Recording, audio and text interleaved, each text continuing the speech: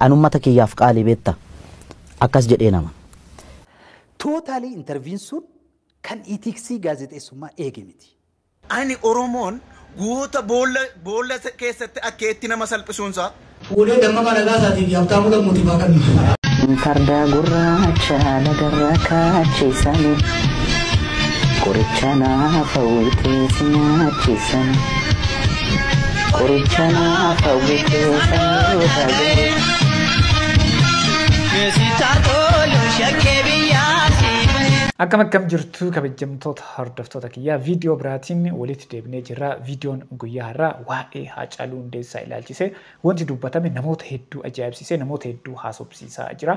Viidiyoo kana qabadhee dhufee jira. Haga xumuraatiitti na wajjin tura. Namoonni yeroo jalqabaaf gara chaanaalii kanaatitti dhuftan subscribe nu godhan dhaamsa keenya galatooma. Hundi keessanuu laayikii godhaa. Yaada keessan yaada qabdan kamiyyuu koomentii jalatti na barreessaa. Gara viidiyootti. Godhan kana gaafa argitu Oromummaa keessi jibbisiisa beekta. Oromoo irratti dhukaasuu arguu irra caala. Du'a wayya beekta. Warri obbaafate warri du'e kun obbaafate. Warri dhume nu warra jiru lubbuudhaan jiru warra kana laalaa jirudha beekta.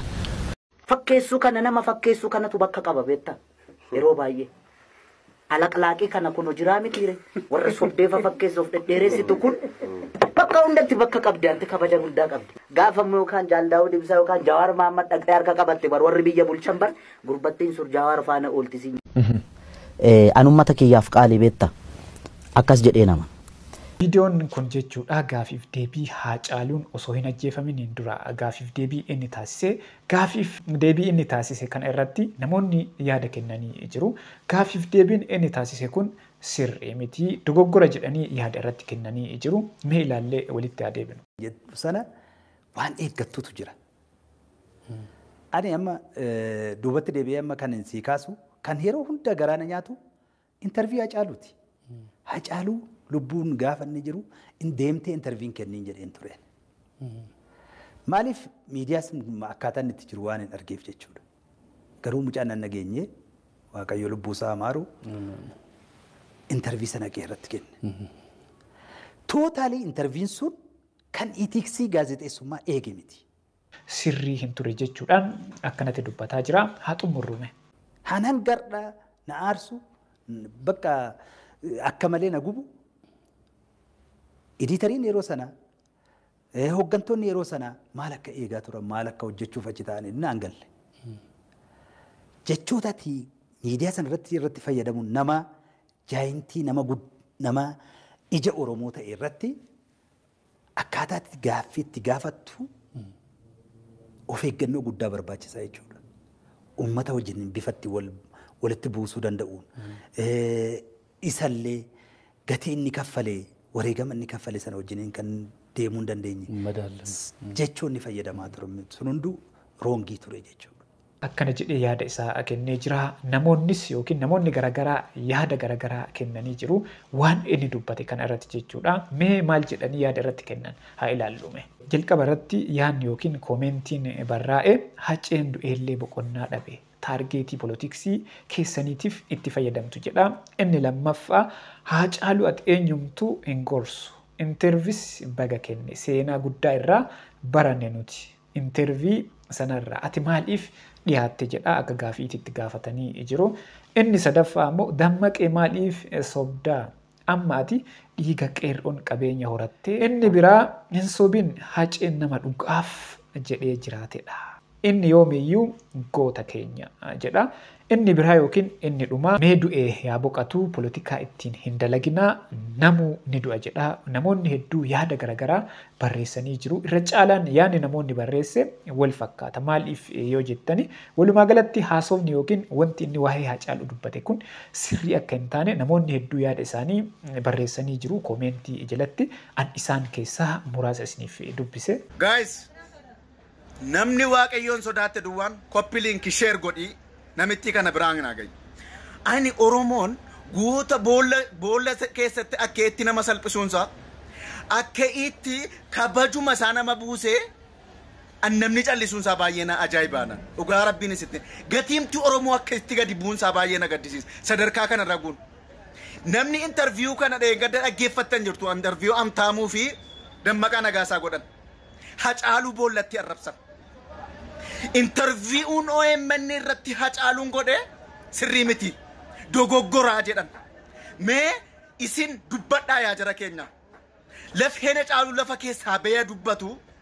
Hacaaluun interviiwuu sana keessatti waan dogoggoraa maal dubbate yaa jara keenya. Siidaanii ajjeesaa biyya ajjeefamaa irratti dhaabatee jira. Siidaa kana dhaloonni deeffachuu qaba jedhee dubbachuu isaatu dogoggora ture.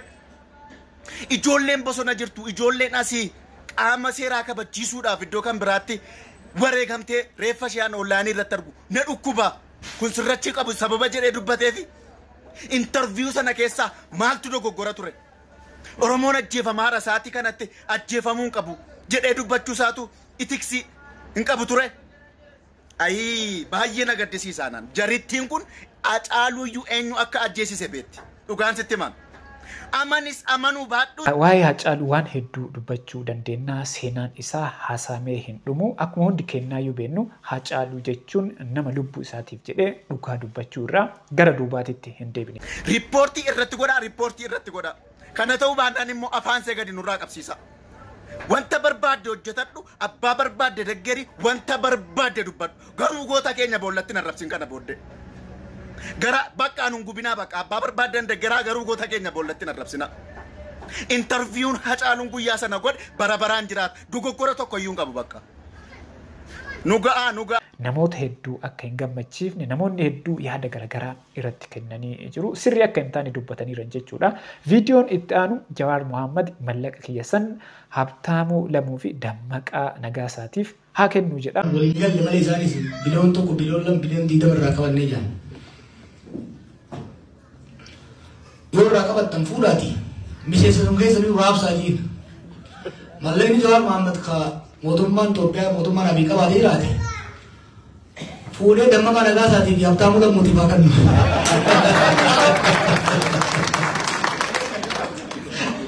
Hayyama kennee jiraniin farramummaa raabsuu fi haada bartuuf ijoolleedhaaf. በአማርኛ ምን በለው ምክንያቱም የነሱ ሶሻል ሚዲያ ልጆች ይናራሉ ጀዋር ወደ ተቃውሞ የተመለሰው ትልቅ ገንዘብ 2 ቢሊዮን 10 ቢሊዮን 20 ቢሊዮን አልተስማሙም አንዱ የዚህ መንግስት ችግር ውሸት ላይ ራሱ አይስማሙምና ገንዘብ ባንክ ስለዘጋበት ነው አሉ እውነትም የኔ ገንዘብ መንግስት ያለው ካለ ብድግ አድርጎ የነሱ ካድሬዎች አሉ አሁን ኢንተርኔት ላይ ሲሳደቡ የሚሉ ለነሱ ያከፋፍልላቸው ፍቃድ ሰጥቻለሁ ፈርም ያለው እሱ ለማለት ፈልጌ ነው Viidiyoon guyyaa har'aa kana fakkaataa yaada keessan yaada qabdan kamiyyuu koomentii jalatti naa barreessaa namoonni haga ammaatitti ilaaltanii maatiin ta'in maatii ta'a hundi keessanuu laayikii godhaa yaada keessan jechuudha waan sirreessuu qabus kana sirreessi jedhaati yaada qabdan koomentii jalatti naa barreessaa viidiyoo kana hiriyoota keessaniifis sheer godhuu hin irraanfatinaa ana wajjin viidiyoo itti aanuun wal agarraa hangasitti turtii gaarii.